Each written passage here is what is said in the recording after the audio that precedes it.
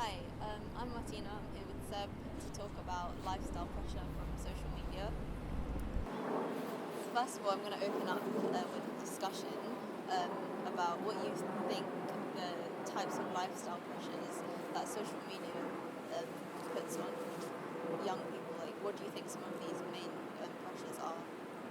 Include? Um, I think there's lots of kind of perception by like younger girls and women that a certain body image is acceptable, and I think that's one pressure that's kind of mainstream because that can lead to anorexia, and that kind of mental illness is kind of prominent in younger people. What sort of thing do you think encourages or causes that kind of pressure? Like you just mentioned Yeah. about body image. What sort of social media Oh yeah. examples Yeah. can cause? So Instagram, for example, there's a lot of like influencers or models, stuff like that. But that could be argued by those kind of people on Instagram, saying like, I'm not doing that. I'm not body shaming or saying that I'm more better than you in some way.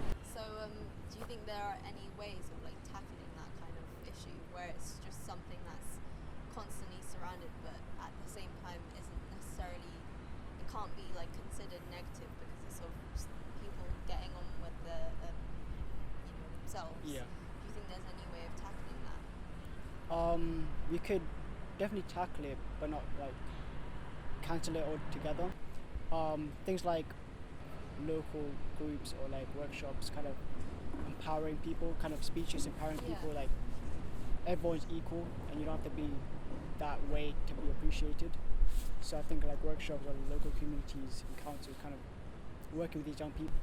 So you mentioned like equality. Do you think that social media is something that makes like exclusion like a problem? Is that a problem on social media, or do you think it's also like quite inclusive?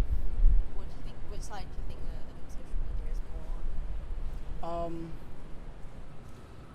I say it's exclusive. I mean, there's a lot of people that could talk behind the screen and won't say in real life. Did you know? Yeah. So that could be 100% an issue. Yeah.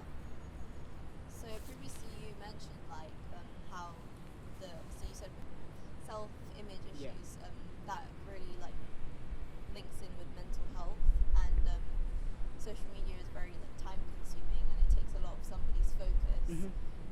In the same way, do you think that it would stop young people in today's generation from being able to spend like time outdoors, because like in past generations, which is something that's notably good for mental health, Mm.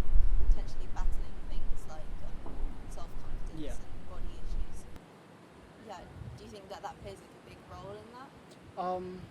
I think that's a big issue because social media and technology is kind of accessible for young people, and like from the young, like older generations, or like my grandparents, I was bringing up how like playing outside or like going for walks outside is kind of beneficial for them.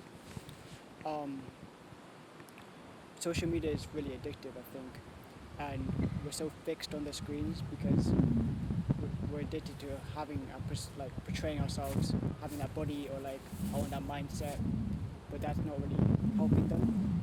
Do you think there's a way to sort of shift the addiction, so perhaps shift it towards like spending more time outdoors where it's healthier for you, and creating a culture of that, Mm. of being sort of like obsessed with the outdoors rather than being addicted and constantly attached to social media? Yeah, we should encourage that. I think workshops and people, influencers, kind of should help the young people because I don't think they get enough help from their parents or like friends or family. The barrier that you said between like the family possibly not understanding, do you Yeah. think that's like an intergenerational kind of problem, or is it down to something else? Um, that's a good question. I think that now they also have phones as well, and they like moms and dads kind of could have the same issues as their kids. So I don't think there's that kind of difference in age that won't let them understand. their own personal issues, and younger people don't like sharing. They feel afraid to share, so that could lead to adults and like parents not helping because they don't know what's going on in their lives. Okay, thank you. It's been really interesting hearing your take on things. Okay, thank you.